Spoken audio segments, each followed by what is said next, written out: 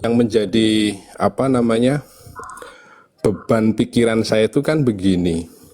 Kalau memang sudah demikian Tuhan mentakdirkan, sudah semua sudah digariskan, Aduh. berarti Tuhan ini apa namanya menciptakan neraka, menciptakan penghuni yang ada di dalam neraka itu pun juga sudah ditentukan. Iya. Itu seperti itu yang jadi pemikiran saya itu kan begitu, Romo. Kalau Oke. memang semua sudah teori predestinasi itu kan begitu, Romo, yang saya terima bahwa segala sesuatu itu memang sudah ditentukan, seperti misalnya ada gempa di Aceh, misalnya tsunami di mana, begitu memang sudah ditakdirkan seperti itu. Oke, Marsus tidak dalam kitab Iya, suci. Ketika selesai menciptakan hari pertama, hari kedua, hari ketiga, pernyataan kitab suci. Dan Tuhan melihat semuanya buruk atau semuanya baik adanya. baik, Romo. Iya. Lalu kenapa Calvin bilang semuanya bejat total? Bisa mengerti? Sekarang kita lihat penciptaan. Kita lihat penciptaan. Bantu lu. Nomor tidak ada. Bantu dulu. Ketika 2 ayat sebelum penciptaan manusia. 1 ayat ke-8. Bab 1 ayat 8. Yang setelah setiap akhir dari penciptaan dan Tuhan melihat semua baiknya, baik adanya, semua baik adanya. Oke, baik Pater. Mulai dari ayat 8 ya. Lalu Allah menamai cakrawala itu langit. Lanjut. Jadilah petang dan jadilah pagi. Itulah hari kedua. Bagian Lanjut. lainnya, lalu Allah menamai yang kering itu darat, dan kumpulan yang air itu dinamainya laut. Allah melihat bahwa semuanya itu baik. Setelah dia menciptakan, dia mengatakan Allah melihat semuanya, semua baik adanya. Lalu Calvin bilang rusak total, bejat total dari mana? Marsus, engkau bisa mengerti? Iya, begini Romo. Yang saya terima ini Romo ya, bejatnya total manusia itu kan diambilkan dari kejatuhan manusia dari dosa. Itu Romo, yang saya terima begitu. Tapi Yang kau ya terima. tetap ya masih menjadi ganjalan. Engkau begini. Iya, Romo. Tuhan memberikan, Pater Pierre, telepon. Tuhan memberikan engkau kebebasan, kehendak bebas. Engkau mau tahu kenapa manusia pertama jatuh dalam dosa? Karena keinginan hati. Kejadian 3 ayat 6. Kalau manusia itu sudah bejat total, maka dia tidak penting lagi mengikuti keinginan hati karena sudah bejat total. Tidak ada lagi pertimbangan. Melihat, enak ya. Buat apa lagi sudah bejat total? Kejadian 3 ayat 6. Perempuan itu melihat bahwa buah pohon itu baik untuk dimakan dan sedap kelihatannya. Tahan dulu.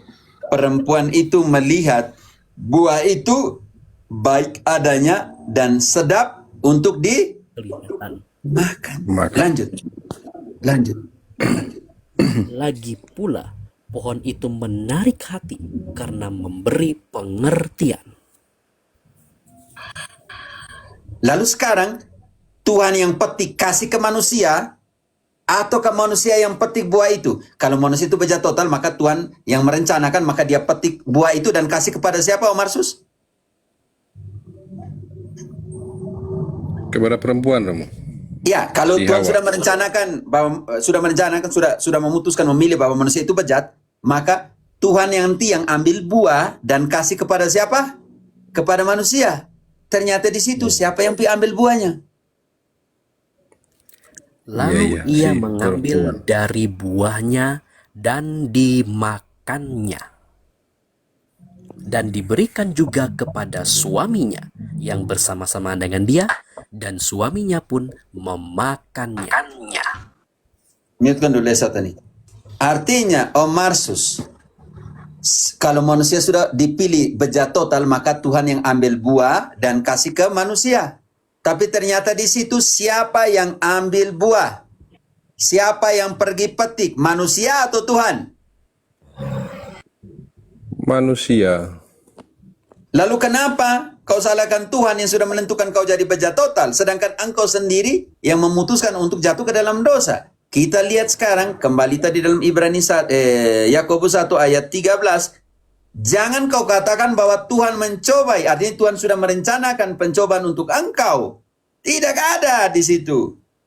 Jadi satanik lagi. Jadi Calvinis tidak baca kitab suci. Karena memang susah. Dia kan ahli hukum, mau baca kitab suci bagaimana, Marsus? Mau tafsir bagaimana? Dia Artinya, tafsir hukum. iya. Yang diadili semua Artinya orang yang bejak begini, atau tidak Romo, ya. bejak, itu dia punya prinsip. Sekarang kita lihat, jangan kau katakan Tuhan mencobai, sebab Tuhan tidak mencobai dan tidak dicobai oleh siapapun. Oke, Silakan. saya bacakan ayat dulu ya, Paman Mas Rus ya. Ya. Apabila seorang dicobai, janganlah ia berkata, pencobaan ini datang dari Tuhan.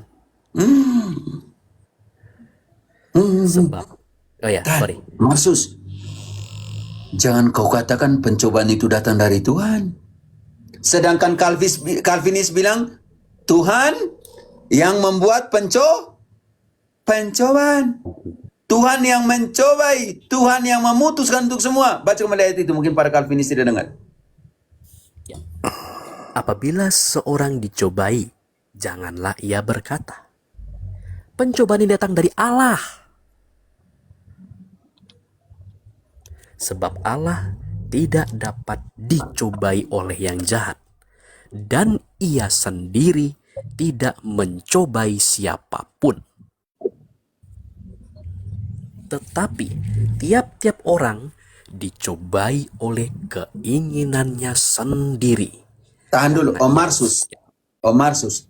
Tiap-tiap orang, masing-masing orang dicobai oleh keinginan hatinya sendiri. Baca kembali di situ.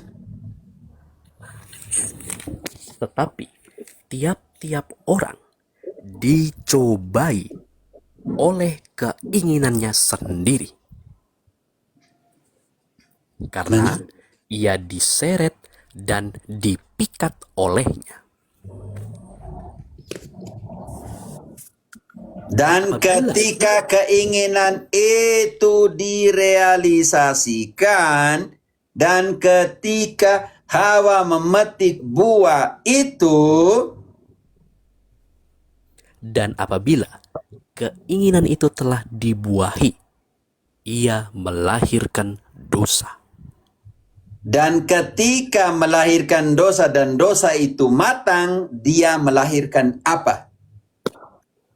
Dan apabila dosa itu sudah matang, ia melahirkan maut. Om Marsus, engkau mau ikut yang mana? Kitab suci ataukah Calvinis?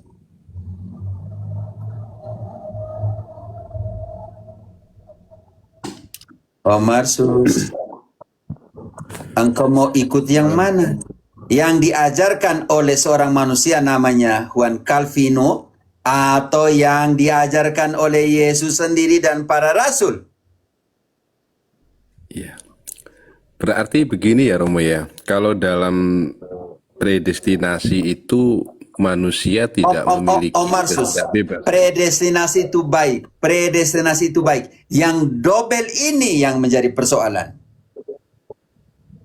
Kalau engkau bilang predestinasi itu baik, itu keputusannya Tuhan. Tetapi yang dobel ini, yang Calvin itu bilang dobel. Sedangkan di kitab suci tidak ada bilang dobel. Dobel itu didobelkan oleh si Calvin, Juan Calvin itu. Itu Makanya ya, Romo. engkau tadi bilang predestinasi, predestinasi saya sangat setuju dengan engkau, tetapi dobelnya tidak.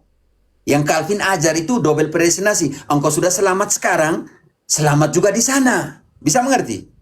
Itu yang Iya. tidak diajarkan oleh kitab suci. Karena engkau harus kerjakan keselamatan. Filipi 2, 12, 13. Kerjakanlah keselamatanmu. Oke, Filipi 2, 12, 13. Hai saudara-saudaraku yang kekasih, kamu senantiasa taat. Karena itu tetaplah kerjakan keselamatanmu dengan takut dan gentar. Bukan saja seperti waktu aku masih hadir, tetapi terlebih pula sekarang waktu aku tidak hadir. Cintaku, engkau naik di sini dan engkau lihat saya punya YouTube tentang Calvinis, tentang tulip, supaya engkau mengerti dengan catatan kitab suci bagaimana membongkar tulip yang kurang ajar itu. Cintaku, engkau naik di sini, engkau bilang saya penjelasan terbalik, engkau naik di sini, engkau jelaskan tentang tulip. Dan saya tunjukkan data tentang tulip di sini. Kalau mau saya ambil edisi 1-2 Calvinus yang ada di perpustakaan di bawah supaya engkau baca. Tapi ambil dulu supaya engkau lihat. Oke, saya hanya akan baca ayatnya ya, Paman Marsus ya, sambil Romo ambil buku. Ya. Hai saudara-saudaraku yang kekasih, kamu senantiasa taat. Karena itu, tetaplah kerjakan keselamatanmu dengan takut dan gentar. Bukan saja seperti waktu aku masih hadir, tetapi terlebih pula sekarang waktu aku tidak hadir. Karena Allah lah yang mengerjakan di dalam kamu, baik kemauan maupun pekerjaan menurut kerelaannya. Artinya ini adalah bentuk partisipasi dari Allah yang menghendaki manusia apa? Dengan free will ya, kehendak bebas itu mengerjakan keselamatan. Yang berbuah di dalamnya itu adalah karena tindakan kasih yang disuburkan oleh iman. Tapi bukan semata-mata hanya iman ya, itu yang salah. Gitu. Iya. Nah, itu ini sambil sembari nunggu Romo ya, Paman Masrus ya. Iya. Jadi, Iya, kadang begini, ini Bang, saya juga merasa kebingungan ketika manusia kok nggak punya kehendak bebas kalau didasarkan dengan ayat tadi di Efesus 1 ayat 4-5 bahwa kita dipilih sejak semula seperti yang tertulis di dalam Roma, misalnya Roma 8 ayat berapa itu? 29 Ayat 20, sampai ayat 29 sampai 32. Nanti saya ke sana sih, saya mau katakan begini. Yang tadi yang cintaku tadi. Kau naik di sini, saya mau tunjukkan. Buku Calvin 1,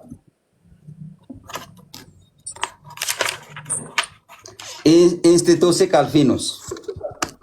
Ini duanya. Calvin 2, Calvino, Juan Calvino. Atau saya mau jelaskan dari institusi Calvinis kedua ke pertama. Ini Juan Calvino. Saya omong karena saya sudah baca semua. Kalau saya tidak baca, saya tidak mungkin omong di sini, cintaku yang ada di bawah itu. Bilang saya jelaskan terbalik. sudah kabur Pater, nggak ada orangnya. Mana orangnya? Jamak saya.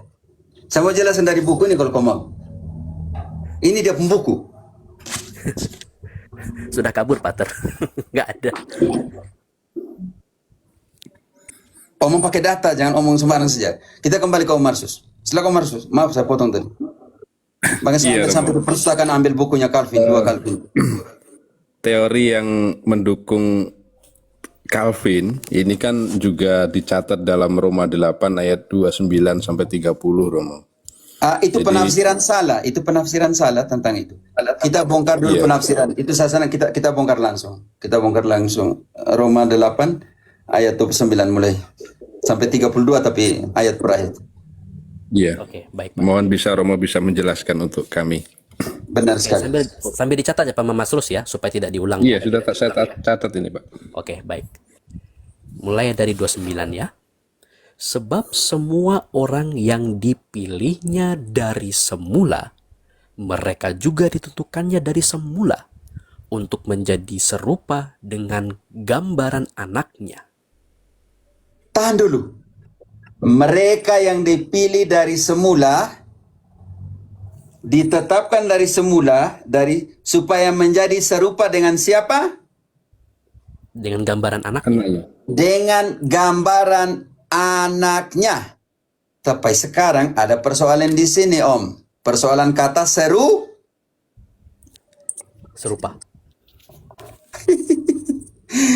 Engkau yang Calvin itu, engkau harus jelaskan kata serupa ini. Engkau sudah bisa menjelaskan kata serupa atau belum? Maka saya harus kejar engkau di sini. Para Calvinis, kalian pakai ayat ini untuk menjelaskan. Maka harus kalian jelaskan kata Serupa. Serupa. Tapi ini jadi PR sebentar ya. Satanik, engkau ingatkan saya bahwa kata serupa ini harus saya jelaskan. Oke, lanjut dulu. Pelan-pelan. Baik, Pater. supaya ia, anaknya itu, menjadi yang sulung di antara banyak saudara. Supaya anaknya, Mungkin di mute dulu. Ini siapa nih files? tolong kalau sementara penjelasan berarti biar kosongkan satu, jangan dulu langsung naikkan. Nanti saya pikir orang yang mau potong pertanyaan. Supaya anaknya ini menjadi Yang sulung di antara. banyak saudara. Sekarang ada dua PR di situ, Eksatanik. Yang pertama harus jelaskan serupa. Yang kedua, sulung dari antara. Banyak saudara. Serupa. 1, 2. Sulung dari antara Banyak saudara. Kita belum tahu saudaranya siapa, oke? Sulung dan kita belum tahu saudaranya siapa. Lanjut. Dan mereka yang ditentukannya dari... Aduh, siapa ini? Dan mereka yang ditentukannya dari semula, mereka itu juga dipanggilnya. Tahan, kata kunci. Ditentukan, dipanggil. Eksatanik. Serupa, sulung dari saudara, saudara-saudara ini ditentukan dan dipanggil. Kita belum tahu saudara-saudaranya siapa. Lanjut. Dan mereka yang dipanggilnya, mereka itu juga dibenarkannya. Dibenarkan. Oke, lanjut. Dan mereka yang dibenarkannya, mereka itu juga dimuliakannya. Dimuliakan. Apa lagi? Sebab itu, apakah yang akan kita katakan tentang semuanya itu? Sebab itu apa yang kita katakan tentang semuanya itu? Jika Allah di pihak kita, siapakah yang akan melawan kita? Sekarang serupa. Tetapi sebelum serupa, kita harus tahu dulu ditetapkan dan dipanggil. Omarsus, engkau sudah tahu siapa yang ditetapkan dan dipanggil ini sejak semula? Belum tahu Romo. Belum tahu Romo. Markus 3 mulai dari 13. Oke, Markus 3 ayat 13. Kemudian naiklah Yesus ke atas bukit. Ia memanggil orang-orang yang dikehendakinya, dan mereka pun datang kepadanya. Tahan dulu. Omarsus, awal pewartaannya dengan memanggil orang-orang yang Kehendaki. Kehendakinya. Kita belum tahu siapakah mereka ini. Lanjut. Ia menetapkan 12 orang untuk menyertai dia, dan Pernyataan tadi PR yang ketiga, ditetapkan dan dipanggil. Omarsus, Yesus menetapkan berapa orang dulu di situ? 12. Ada kata menetapkan sesuai dengan Roma tadi? Ditetapkan dan dipanggil. Yesus memanggil para rasul yang dikehendakinya? Bukan panggil masing-masing, tapi yang dikehendaki oleh dia. Yang kedua, dia menetapkan setelah dia panggil? Ya, Iya Romo. Atau tidak? Oke. Setelah itu dimuliakan atau tidak? Ketika datang nanti Gembala Agung, aku juga ingin memperoleh kemuliaan. 1 Petrus 5 mulai dari ayat 1. Garis bawah dikatakan di mereka yang ditetapkannya, dipanggilnya. Mereka yang dipanggilnya, dibenarkannya. Dan mereka yang dibenarkannya, dimuliakannya. Apa kata Santo Petrus? Dia juga ingin memperoleh kemuliaan atau tidak? Aku menasihatkan para penatua di antara kamu. Aku sebagai teman penatua dan saksi penderitaan Kristus yang juga akan mendapat bagian dalam kemuliaan yang akan dinyatakan kelak. Kemuliaan itu dinyatakan kelak, tapi Petrus bilang, aku juga ingin memperoleh apa, Marsus?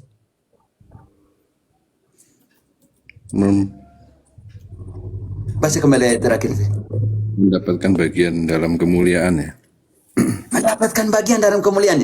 Kalau kalian mau dapatkan bagian dalam kemuliaan, maka ayat berikutnya apa yang harus kau buat? Gembalakanlah kawanan domba Allah yang ada padamu. Marsus, engkau sudah mengerti sekarang? Untuk mendapatkan kemuliaan, seperti Paul Petrus bilang, aku juga ingin mendapatkan kemuliaan ketika dia datang nanti. Maka apa yang harus dibuat? Gembalakanlah kawanan yang ada padamu. Tetapi, lanjut. Tetapi dengan sukarela sesuai dengan kehendak Allah.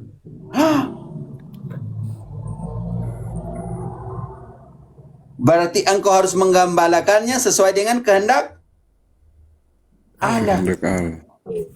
Lanjut sedikit, kehendak Allah ini seperti apa? Bukan seperti yang kau sebagai manusia. Lanjut dulu penjelasannya. Dan jangan karena mau mencari keuntungan, tetapi dengan pengabdian diri. Marsus, jangan cari keuntungan, Marsus. Yang di sebelah cari keuntungan atau tidak nih? Aduh, pusing saya. Lanjut. Kalau kau cari keuntungan, gagal kemuliaan yang akan diberikan oleh Tuhan. Lanjut. Janganlah kamu berbuat seolah-olah kamu mau memerintah atas mereka yang dipercayakan kepadamu, tetapi hendaklah kamu menjadi teladan bagi kawanan domba itu.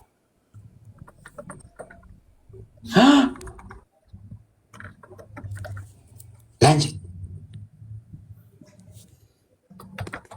Maka kamu, apabila Gembala Agung datang, Maka kamu, kalau kamu buat ini, maka kamu apabila Gembala Agung datang, Yesus datang, kamu akan menerima mahkota kemuliaan yang tidak dapat layu. Marsus, ditetapkan atau kamu harus melakukannya seperti ini, seperti ini, seperti ini. Gembalakanlah baik, jangan cari untung, jangan otoriter. Maka ketika Gembala Agung datang nanti, kamu akan menerima mahkota kemuliaan. Pertanyaan sekarang untuk Marsus. Sejak semula ketika Yesus mengawali perjalanannya di dunia ini untuk pewartaan, dia memilih, memanggil, dan menetapkan siapa?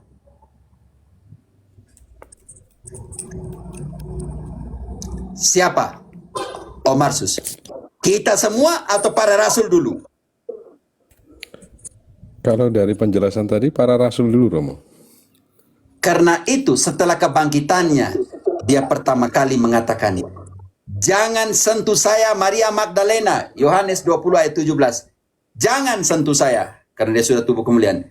Jangan sentuh saya, tapi pergilah kepada saudara-saudaraku. Siapa itu? Para rasul.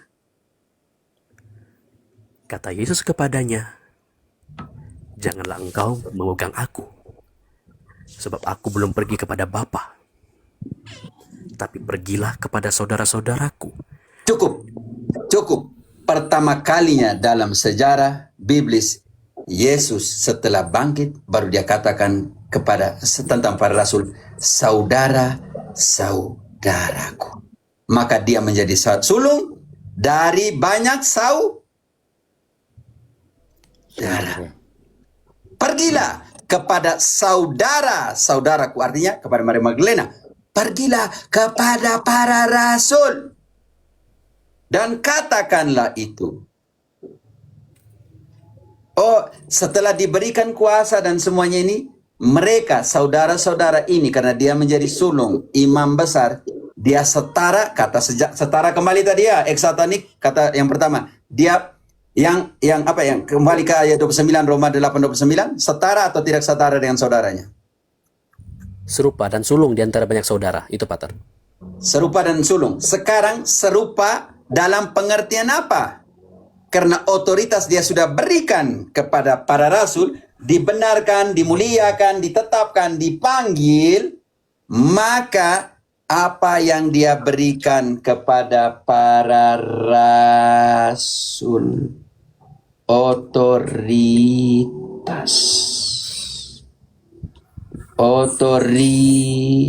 Matius 18:18. Yang kamu lepas, yang kamu buka, yang kamu apakan? Aku berkata kepadamu, sesungguhnya apa yang kamu ikat di dunia ini akan terikat di sorga, dan apa yang kamu lepaskan di dunia ini akan terlepas di sorga. Otoritas yang diberikan kepada para rasul. Yohanes 20 yang sama, ayat 21 sampai 23, konsentrasi di situ otoritas yang diberikan oleh Tuhan supaya pengampunan dosa. Kok manusia bukan Tuhan yang mengampuni dosa, tapi Yesus memberikan otoritas kepada siapa? Kepada manusia. Maka kata Yesus sekali lagi, damai sejahtera bagi kamu. Sama seperti Bapa mengutus aku, demikian juga sekarang aku mengutus kamu. Dan sesudah berkata demikian, ia mengembusi mereka dan berkata, terimalah Roh Kudus. Jikalau kamu mengampuni dosa orang, dosanya diampuni. Artinya, Tuhan Yesus mengampuni dosa? Eksatanik. Omarsus, Tuhan Yesus, Tuhan mengampuni dosa? Betul, Romo. Omarsus, Ya. Omarsus, Tuhan mengampuni dosa? Iya, Romo. Dia berikan otoritas kepada para murid, saudara-saudara nih. Di dalam bab ayat-ayat tadi sebelumnya. Dia bilang, pergilah kepada ayat 17. Pergilah kepada saudara-saudaraku. Dan dia berikan itu kuasa kepada saudaranya untuk pengampunan dosa. Atau tidak? Betul. Omarsus. Betul, diberi Romo. Diberi kuasa Romo. untuk pengampunan dosa. Artinya dia mengampuni dosa. Dia bilang, pergilah kepada saudara-saudaraku, jangan sentuh aku. Dan kepada saudara-saudaranya ini, para rasul ini diberikan kuasa untuk pengampunan dosa? Iya. Maka apa yang dikatakan dalam Ibrani 2:17, serupa dalam hal apa dengan saudara-saudaranya? Itulah sebabnya, maka dalam segala hal ia Apa-apa tahan harus dulu. disamakan. Apa-apa? Dalam segala hal Dalam segala hal ia harus disamakan dengan saudara-saudaranya. disamakan tadi Omarsus tadi di dalam Roma 8:29 katakan sengaja disamakan serupa atau tidak di situ? Serupa, Romo. Serupa. Serupa artinya sama atau tidak? Ya. Sama. Romo. Tapi kita belum tahu serupanya dalam hal apa dengan para saudaranya ini. Dikatakan setelah kebangkitan, pergi kepada saudaraku dan kepada saudara-saudaranya, bukan saudara, tidak, saudara-saudara laki-laki di situ Adelphos. Dia pergi kepada saudara-saudara laki-laki itu dan kepada saudara-saudara yang diberikan kuasa pengampunan dosa. Artinya sekarang dalam Ibrani 2 ayat 17, dalam segala hal dia harus disamakan dengan saudara-saudaranya supaya ia sebagai imam besar supaya ia menjadi imam besar yang menaruh belas kasihan dan yang setia kepada Allah untuk mendamaikan dosa seluruh bangsa. Artinya para rasul yang diberikan kuasa untuk pengampunan dosa, menerima otoritas pengampunan dosa, dan setara dalam pengertian itu dalam segala hal dengan imam besar itu di dalam misinya apa tadi? Berarti kalimat terakhir? Untuk mendamaikan Pendamaian seluruh bangsa. dosa Seluruh manusia. Oh Marsus, itulah penjelasan Roma 8:29-32. Larinya kemana? Analoginya di mana? Satu lagi Romo ya, ini yang Tapi yang ini engkau mengerti dulu, Roma 8:29. Engkau sudah mengerti? ya, mengerti Romo. Nanti ini mohon maaf agak apa namanya, agak lamban dalam menerima, tapi nanti dalam permenungan mungkin bisa nanti Romo. Mohon Oke, doanya. santai sih. Yang satunya dari 2 Tesalonika 2 ayat 13 Romo. Baca baik-baik. Perhatikan. Berapa? Dua Tesalonika berapa? 2:13. 2 Tesalonika 2 ayat 13. Oke. Akan tetapi, kami harus selalu mengucap syukur kepada Allah karena kamu, saudara-saudara, yang dikasihi Tuhan. Sebab Allah dari mulanya telah memilih kamu untuk diselamatkan dalam roh yang menguduskan kamu dan dalam kebenaran yang kamu percayai. Tetapi engkau jangan lupa baca mulai dari ayat 3. Ayat 3. Jangan Engkau sendiri yang baca. Oh ya, silakan. Saya Romo. Ya. Janganlah kamu memberi dirimu disesatkan orang dengan cara yang bagaimanapun juga. Sebab sebelum hari itu haruslah datang dahulu murtad dan haruslah dinyatakan dahulu manusia durhaka yang harus binasa, yaitu lawan yang meninggikan diri di atas segala yang disebut atau yang disembah sebagai Allah. Bahkan ia duduk di bait Allah dan mau menyatakan diri sebagai Allah. Tidakkah kamu ingat bahwa hal itu telah kerap kali kukatakan kepadamu seketika aku masih bersama-sama dengan kamu. Dan sekarang kamu tahu apa yang menahan dia sehingga ia baru akan menyatakan diri pada waktu yang telah ditentukan baginya. Karena Oke, secara rahasia. Omar. Berarti yang murtad ini akan mendapat keselamatan atau tidak?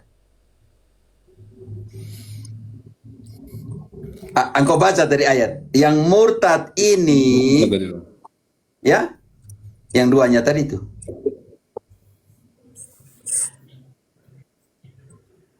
Ayat yang ketiga tadi Romo ya. Murtad dan haruslah dinyatakan dahulu mana. Artinya kalau yang murtad itu binasa Romo ya. binasa, yang murtad itu binasa, bisa mengerti? Sekarang engkau harus tahu siapakah yang murtad, oke?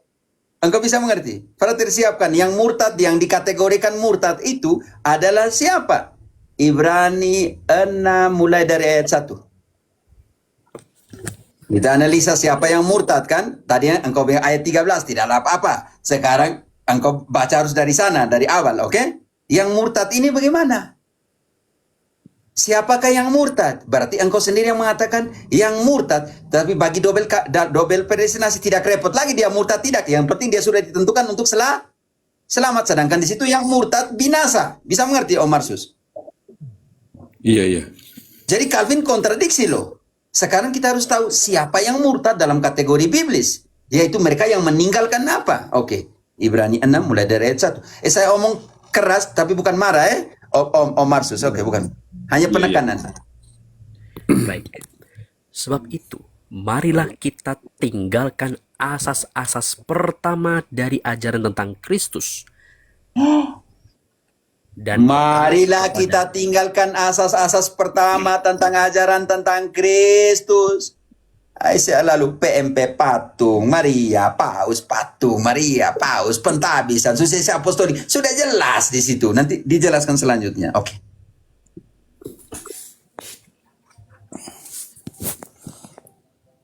Berarti lanjut.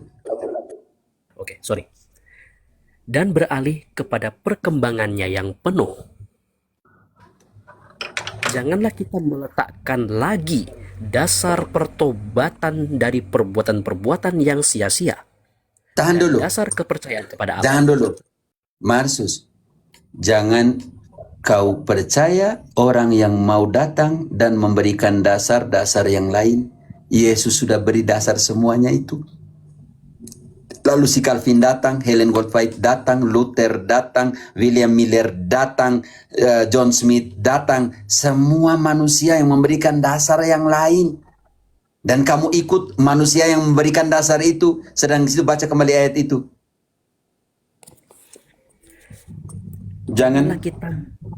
Janganlah kita meletakkan lagi dasar pertobatan dari perbuatan-perbuatan yang sia-sia dan dasar kepercayaan kepada Allah. Tahan dulu. Marsus, Yesus sudah sangat jelas memberikan dasar kepercayaan kepada Allah. Kenapa kau ikut si Calvin buat dasar baru lagi yang Yesus tidak suruh? Nanti kita lihat dasarnya di mana sebentar. Lanjut dulu. Tema-tema seperti apa? Yaitu ajaran tentang pelbagai pembaptisan. Tahan dulu. Penumpangan. Yesus sudah bilang sangat jelas. Pergilah, baptislah dalam nama Bapa dan Putra dan Roh Kudus. Datang ini yang apa nih, unisitarian beda, di situ beda. Pokoknya suka-suka. Dasar lain yang diberikan. Apalagi? Penumpangan tangan. Pentabisan itu harus melalui pentabisan para rasul, penumpangan tangan para rasul. Semua kuasa itu harus diberikan oleh penumpangan tangan para rasul. Marsus, engkau baca kisah, frater, biar Marsus baca kisah 8 ayat 18. Siapa yang berhak memberikan penumpangan tangan supaya seseorang menerima kuasa Roh Kudus? Tolong Marsus baca. Kisah berapa tadi, Romo? 8 ayat 18. Ada yang mau beli? Kisah Rasul. Ketika Simon melihat bahwa pemberian Roh Kudus terjadi oleh karena rasul-rasul itu menumpangkan tangannya, ia menawarkan uang kepada mereka. Iya. Lanjut. Apa tawarannya?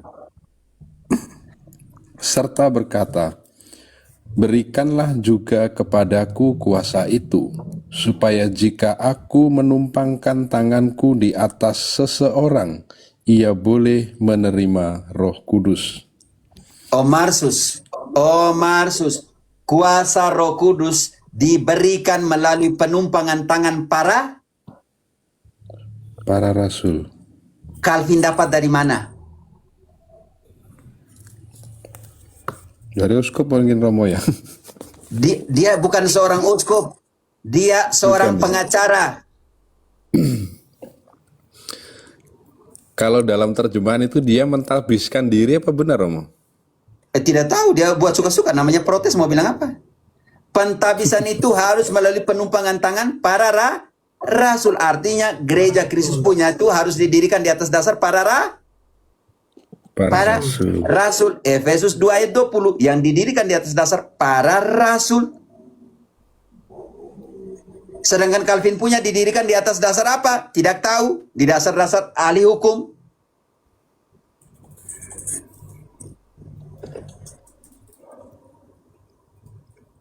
Oke. Asal kembali ke Ibrani. Tentang penumpangan tangan, tentang pentabisan, tentang suksesi apostolik. Itu sudah selesai. Datang lagi pendeta Deking atas mau tentang suksesi apostolik yang di situ Paulus bilang, itu sudah selesai, tidak usah repot lagi. Lanjut. Brother. Kebangkitan orang-orang mati. Marsus, kebangkitan orang-orang mati. Seseorang, lanjut di kebangkitan orang mati. Ada satu lagi. Kalimat ada hubungan dengan kebangkitan orang mati. Dan hidup. Dan hukuman kekal. dan hukuman kekal. Marsus, kita dihakimi, dihukum nanti menurut apa? Menurut double predestinasi atau menurut apa kita dihakimi? Tidak diajarkan di sana kan? Kesian. Korintus, Om sendiri baca. 2 Korintus 5 ayat 10. Pada akhir nanti, ketika kita harus semua kita harus menghadap tata pengadilan Allah, dan kita masing-masing akan dihakimi menurut apa? Romo. Biar dia baca. Atau siapa yang membantu? 2 Korintus 5 ayat 10. Saya selesaikan dengan saudaraku Calvin. Setelah itu baru teman-teman. 2 Korintus 5 ayat 10 ya, Pater ya. Yo. Oke. Sebab kita semua harus menghadap tahta pengadilan Kristus, supaya setiap orang memperoleh apa yang patut diterimanya sesuai dengan yang dilakukannya dalam hidupnya ini, baik ataupun jahat. Marsus, double predestinasi bilang kalau kau bunuh orang, kau perkosa orang, kau apa, kau tetap selamat. Tapi di situ, baik ataupun jahat, engkau akan dihakimi menurut perbuatanmu selama engkau masih hidup. Marsus, mau ikut yang kitab suci omong, belum bongkar semua? Karena temanya penghakiman terakhir, ataukah mau ikut sesuai dengan yang Calvin bilang, kau sudah ditentukan untuk selamat. Ternyata di dalam penghakiman, kita dihakimi menurut perbuatan. Wahyu 20 ayat 12. Matius 16 ayat 27. Roma 2 ayat 12 sampai dengan 16. Dan semua omong tentang penghakiman karena perbuatan. Matius 25 ayat 38 selanjutnya. Di manakah engkau ketika aku lapar? Di manakah engkau ketika apa? Baca dulu. Yang tidak melakukannya itu pergi kemana? Baca dari 38 ini penting. Saya ambil satu contoh dan kembali kepada Ibrani. Valentinus, Matius 28 ayat 38. Matius 25 ayat 38. 25 ayat 38. Kapan kami melihat engkau sebagai orang asing, dan kami memberi engkau tumpangan atau telanjang, dan kami memberi engkau pakaian. Lanjut. Oke. Kapan kami melihat engkau sakit atau dalam penjara, dan kami mengunjungi engkau? Raja itu akan menjawab kepada mereka, sesungguhnya aku berkata kepadamu, segala sesuatu yang telah kamu lakukan untuk salah seorang dari saudaraku yang paling hina ini, kamu telah melakukannya untuk aku. Sekarang mulai ayat 40. Kalau engkau tidak melakukannya itu, Marsus, kau kemana? Ia akan berkata juga kepada yang di sebelah kirinya, enyahlah dari hadapanku, hai kamu orang-orang terkutuk. Enyahlah ke dalam api yang kekal yang telah disediakan untuk iblis dan malaikat-malaikatnya. Karena Sebab ketika aku lapar, kamu tidak memberi aku makan. Ketika aku haus, kamu tidak memberi aku minum. Ketika aku orang asing, kamu tidak memberi aku tumpangan. Ketika aku telanjang, kamu tidak memberi aku pakaian. tahan dulu, Ketika cukup aku dulu. sakit, Tentang akhir zaman. Marsus, satu ayat yang menggugurkan sola gratia, menggugurkan predestinasi. Beberapa yang telah baca, kita baca Ibrani. TB2, frater. TB2, sebentar kembali ke Ibrani. Valentinus, kau pakai TB2. Ibrani 10 ayat 26-27. menggugurkan dobel predestinasi. Kalau engkau masih sengaja berbuat dosa lagi, Marsus, maka tidak ada lagi korban penghapus dosa berikut. Marsus, engkau masih sengaja berbuat dosa? Oh Marsus, Kadang masih Romo. pendeta-pendetamu masih melakukan dosa dengan kesadaran penuh. Iya Romo. Barang siapa menginginkannya dari dalam hati seseorang, dia sudah berdosa kepada perempuan itu. Kalau masih sengaja berbuat dosa, hei, tidak ada lagi korban penghapus dosa berikut, melainkan penantian akan apa? Valentinus. Sebab jika kita sengaja berbuat dosa, sesudah memperoleh pengetahuan tentang kebenaran, Artinya, Maka. Valentinus tahan dulu. Artinya, setelah engkau dibaptis, setelah engkau memeluk kebenaran kekristenan, kalau kau sengaja berbuat dosa lagi, Calvinis, dengar ini baik-baik. Sola Gracia, dengar ini baik-baik. Maka tidak ada lagi kurban untuk menghapuskan dosa itu. melainkan Sebaliknya, yang ada ialah penantian akan penghakiman yang mengerikan dan kobaran api yang dahsyat yang akan menghanguskan para pembangkang. Marsus, di mana bilang para Calvinis sudah selamat di situ? Kalau masih sengaja berbuat dosa lagi. Marsus, tolong. Makanya sekarang kita kembali di penghakiman terakhir, kembali ke Ibrani. Semuanya sudah jelas. Makanya kita beranjak kepada perkembangan yang lebih dewasa dalam ajaran. Paulus bilang begitu. Lanjut dulu di Ibrani tadi, frater. Ya, baik.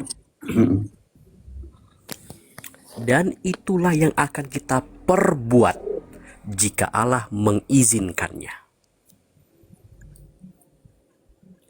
Sebab mereka yang pernah diterangi hatinya, yang pernah mengecap karunia sorgawi, dan yang pernah mendapat bagian dalam Roh Kudus, dan yang mengecap pembaptisan, saudaraku, Marsus, pembaptisan menerima Roh Kudus. Valentinus, bantu dulu. Yang mengecap karunia pentabisan menerima Roh Kudus, penumpangan tangan Roh Kudus. Pembaptisan menerima Roh Kudus. Bantu dulu. Kisah 2 ayat 38. Pembaptisan di mana Allah memberikan Roh Kudus. Kisah 2 ayat 38. ayat ke-8. 38. Oh, 38. Oke, ketemu. Jawab Petrus kepada mereka, bertobatlah dan hendaklah kamu masing-masing dibaptis dalam nama Yesus Kristus untuk pengampunan dosamu. Maka kamu akan menerima karunia, yaitu Roh Kudus. Mengecapi karunia Roh Kudus dalam pembaptisan. Luther di dalam pentabisan mengecap karunia Roh Kudus, penumpangan tangan untuk pemberian Roh Kudus. Lanjut ayat berikutnya. Tetapi murtad, sebab bagi kamulah bukan, kembali ke Ibrani. Bukan, cukup, itu selesai. Kembali ke Ibrani. Oke, balik ke Ibrani lagi. Sebab mereka yang pernah diterangi hatinya, yang pernah mengecap karunia surgawi, dan yang pernah mendapat bagian dalam Roh Kudus, dan yang mengecap